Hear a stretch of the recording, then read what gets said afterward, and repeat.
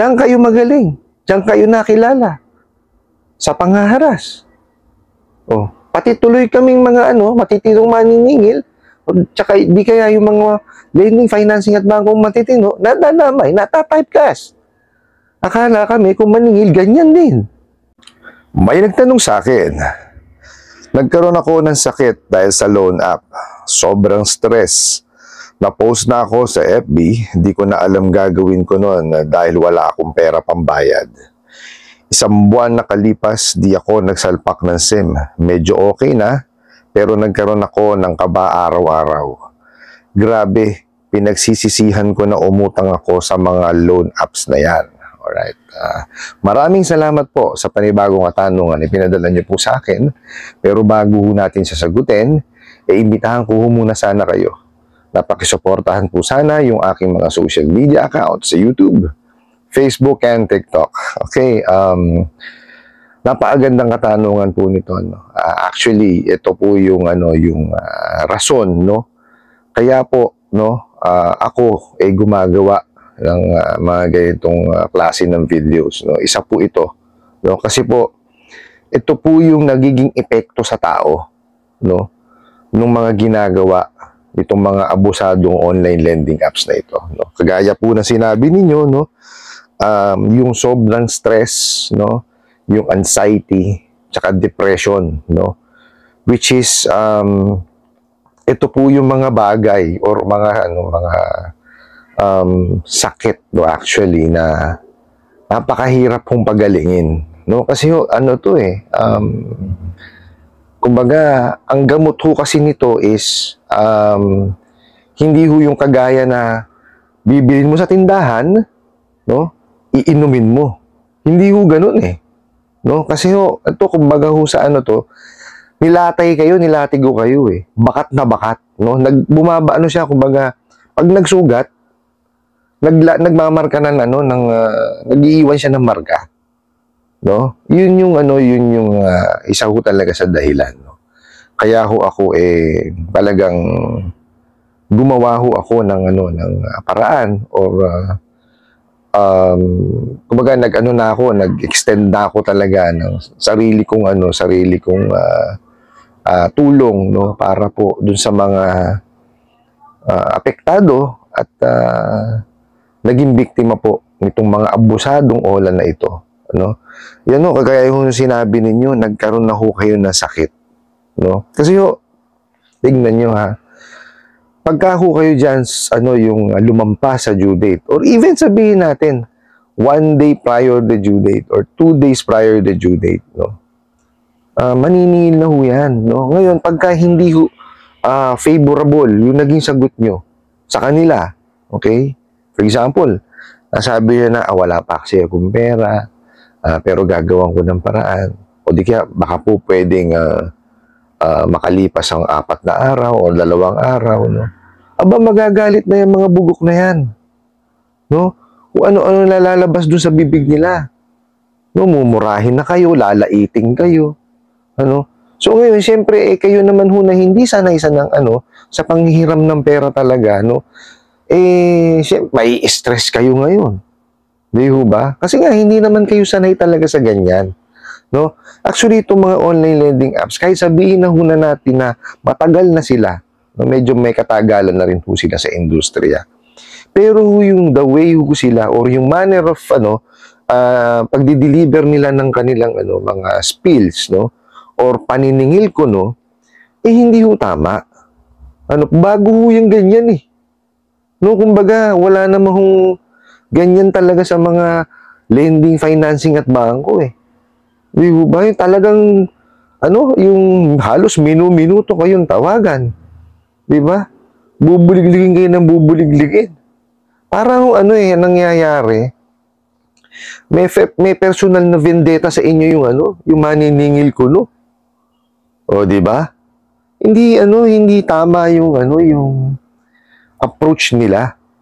Di ba? Nakita niyo ho dati, meron ho bang prohibition on unfair debt collection practices? Wala. Sila ho ang niyan. No, sa kanila ho, kumbaga, nagmula yan. Kumbaga, ginawa ho ng ating ano yan, ng ating gobyerno, no, na magkaroon ng ganyan dahil sa kagagawan niya mga bugok na yan. No, kasi ho, napakarami na ho talaga nai-stress. Lalo na ho pag ano sa depression. Oh. Tumaas ho ang kaso ng depression. No, dito ho sa Pilipinas, simula nung ano ho yan, nung magkaroon yung mga online lending apps na yan. Di ba? Kasi iba ho talaga ang mental torture, no, na ibinibigay nitong mga bugok na online lending apps na yan. No? Kasi yung ang mahirap diyan, no? Hindi niyo kilala or hindi niyo alam kung sino yung mga bugok, hindi nagpapakilala eh. Di ba? Tapos kung ano-ano sasabihin, kesyo ipapakitil ang buhay niyo, no? May hitman silang babayaran, no? Pagka lumabas ka, baka tumumba ka na lang, no? Idadamay pa pamilya ninyo. Di ba? Nakaka-stress talaga eh. No? Talagang to-torturein yung isip mo. Ganun ang ginagawa nila. Di ba? Yung hindi pa titigilin yung isip mo na mag-isip na mag-isip na mag-isip. Instead na ikaw ang problema mo lang is yung pera na nahiram mo sa kanila, madadagdagan kasi yun yung mental torture na idinulot nila. Pero yun yung iisipin mo, ano ba mangyayari sa pamilya ko? Ano ba mangyayari sa akin? Di ba? Yan ho ang masakit dun eh. Di ba? Instead na ang iisipin mo na lang is yung pambayad sa kanila. Di ba? Nadagdagan pa na nadagdagan. Oh. Kayo mga online lending apps agent ko, no? Itigil nyo. Kasi sa totoo lang, sa tingin nyo, paano kayo babayaran? Di ba? Oh, nakita nyo ho ang sinabi nung nagpadala ho ng katanungan. Di ba? Pinagsisisihan niya, no? Na nakahiram sila sa inyo. Nakita nyo yung epekto nyo sa kanila? Di ba? Isinusumpa kayo eh. Oh. Di ba? Yan ba ang gusto nyong marka? O yan ba ang gusto nyong mangyari sa inyo? Di ba? Yung isumpa kayo ng mga kliyente ninyo? No, hindi dapat kayo nagtatayo ng negosyo kung ganyan. Kasi kung ako ho, isang proprietor or negosyante, bakit ako magtatayo ng negosyo? Di ba? Para kumita, yung itatayo kong negosyo. At para magmarka sa mga tao na mayroong ganitong klase ng negosyo. Oh. Ay, nangyayari, baligtad eh. No. Tinotorture nyo yung isip. Oh. Diba? Negative ang nagiging effect. Oh. May marka ka nga. Oh. Pero, hindi yung magandang marka. Oh. Di ba? Kaya nakita nyo, pinagsisisihan. Diba? Samantalang dapat maganda yung experience na naidudulot or naibibigay nung negosyo dapat na itinayo ninyo. Eh, baliktad eh. Di ba? Puro negative. Oh. Tsaka masakit doon, no? Yung mga nagtayo pa ng succeeding ng ganyang klaseng negosyo, ganun din. Sinundan pa kayo. Di ba naman mga bugok talaga? Oh. Tingnan nyo tuloy ang nangyari. Di ba? Oh. Binantayan kayo ngayon. Oh. Talagang niregulate na. O ano ngayon nangyari? Pati yung matitinong mga lending, financing at bangko. O nadamay. Di ba? Humigpit na talaga. Regulated. Oh.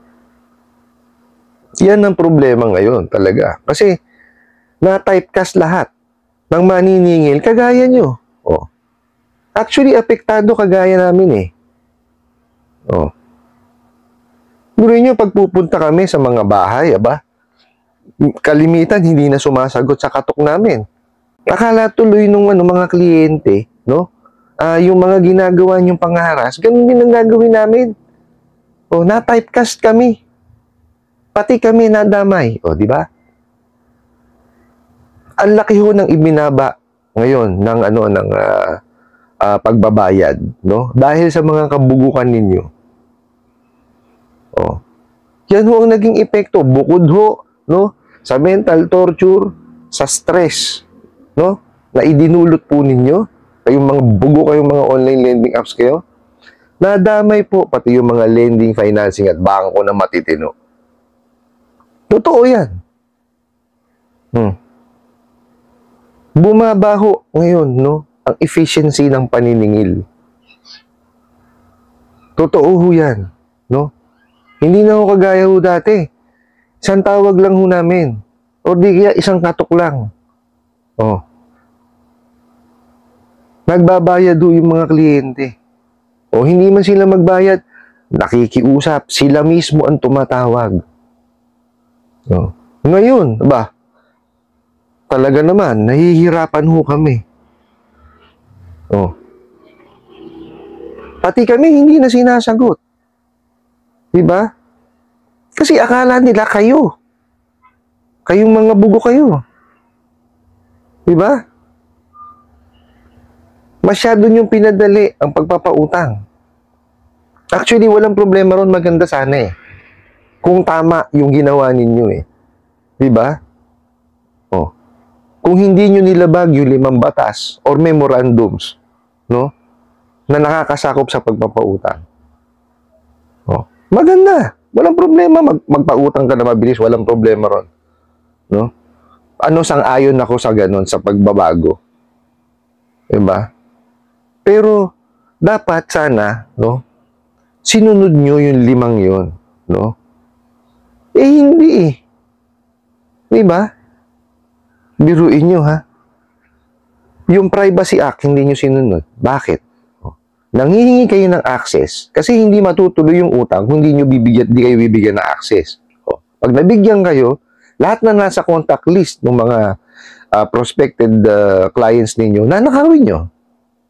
O, tapos pag ipanlalaban nyo pag hindi nakahulog. Tatawagan ko, may message ko, guguluhin nyo. Eh, ala naman kinalaman yun. Diba? Pangalawa, yung yung tila. The Truth in Lending Act. Oh. Hindi nyo ini-explain yung obligasyon ng kliyente ninyo. Oh, basta kayo, padala kayo ng pera. Oh, hindi nyo man lang i-explain na, oh, ito ho ang na-approve sa inyo. Ito ho ibabawas namin, ha? Tapos ito po magiging interest. Tapos ito ho ang first due date po ninyo. Dito po ang araw na to. After 7 days. Walang ganun. Oh, bulagaan ang ginagawa ninyo. Hindi nyo man lang tanongin na tinatanggap niyo ho ba yung in-explain ho namin at payag ho ba kayo sa terms and condition namin. Walang ganun. Bulagaan. Oh. Sa tingin nyo, paano makakahulog yung kliyente ninyo? Kasi, hindi, hindi gamay ng mga tao yung ganyang klaseng pagpapautang. Oh. Yung 7 araw. Oh. Sa tingin mo, may mga lending, financing at bangkong gumagawa nun? Wala. Kayo lang, mga bugo. Oh. Diba? Tapos yung pangatlo, yung ceiling on interest rate, hindi nyo sinusunod. Diba? Nangyaya kayo? Kung patong kayo ng interest, ha? 10%. Ang masakit doon, no? Yung processing fee, ba 30%, 35%, 40%, 45%, 50%. Oh. Diba? Magkadikit yung 2 tsaka 3 eh. Kasi hindi nyo nga diniscuss. Oh, ayun. Nagulat tuloy. Diba? Eh kung sinabi nyo kagad kung magkano kung gaano yung interest rate na kakarga nyo, diba? Tsaka kung gaano kalaki yung kakalasin nyo, sa tingin ko walang kukuha sa inyo eh. Oh, totoo yun. Puro kayo bugok eh. Oh. Tapos yung pang-4, yung prohibition on unfair debt collection practices. Pag hindi favorable yung sasabihin sa inyo ng kliyente nyo pagdating ng due date or tumawag kayo ng 1 day prior to due date or 2 days prior to due date, babaragin nyo na. Oh. Eh, kung ano-ano nang masasamang salita lalabas sa bibig nyo, mga bugo kayo. Pati yung mga walang kinalaman sa utang, dadamay nyo. Tama ba yun? Di ba? Inilista na po ng SEC kung alin yung mga bawal gawin. Ba, yun pa rin ang ginagawa ninyo. Di ba naman kayo mga gago? Nung kayo ng kamote. Di ba? Diyan kayo magaling. Diyan kayo nakilala. Sa pangaharas. Pati tuloy kaming mga matitirong maniningil, tsaka di kaya yung mga lending, financing at bangkong matitino, nadadamay, natatypecast. Akala kami kung maningil, ganyan din. Diba? Hindi ho paniningil ang ginagawa ninyo. Puro kayo kabugukan. At yung panlima, yung Consumer Act of the Philippines. Lintik kayo. I-advertise nyo, 120 days, 150 days, 180 days, di ba? Tapos pagputok ng bola, 7 araw. Di ba? Para maging 120 days, babayaran mo sa ikapitong araw, 90% ng utang. Yung natitira, tsaka mo hahatiin. Di ba, tama ba yon? Anong klaseng computation yun? Hindi ko malaman kung anong klaseng math, ang natutunan nyo. Mga bugok ng mga accounting ninyo. Hindi ko alam kung paano kinumpute yung financing charges di ba? Sa tingin nyo, tama yung ginawa nyo? Hindi. Nakulta utak ng mga tao sa inyo Nabigla. Di ba? Mariosep kayo. Yan ang naidulot ninyo. Puro negative, puro kasamaan. Di ba? Talagang tumaas ang mga na-stress sa inyo. Tumaas din ang cases na anxiety. Di ba? Yung idinulot nyo, walang gamot. Biruin nyo yung pilat na yon na idinulot ninyo. Habang buhay dadali ng tao yon. Anxiety tsaka depression. Wala kayong awa. Damuho kayo. Tapos kami, ano nangyayari sa amin? Akala, ganyan din kami maningil. Bugo kayong mga maniningil ko ng online lending apps. Ako sa totoo lang, ayoko kasing yung sumpa-sumpa, Pero alam kong darating ang panahon, na matutugis kayo at mahuhuli. At matitigil din ang mga kawalangyaan ninyo. Kayo mga abusadong online lending apps kayo, Kaya nakita nyo yung iba, nagbago na. Ba't kayo ayaw nyo pang magbago? Lalo na kayong mga na-revoke ang license, tumigil na kayo. Revoke na kayo Di ba? Hindi kayo para sa ganyang negosyo. Marami kayong pera. Pero ano na ginagawa nyo? Nang-aabuso naman kayo ng tao. Di ba? Gamitin nyo sa magandang magandang adhikain yung nyo, yung pagkakaroon nyo ng pera. Hindi yung mga abuso kayo ng ibang tao. Nakakanginig kayo ng laman Ako sa totoo lang, wala ho akong kabalak-balak na gumawa ng ganitong klase ng mga videos. Kaya lang ho kasi nga, ang dami ko na ho kasing naririnig, At meron ho akong mga kaibigan din na talaga namang naapektuhan yung kanilang state of mind.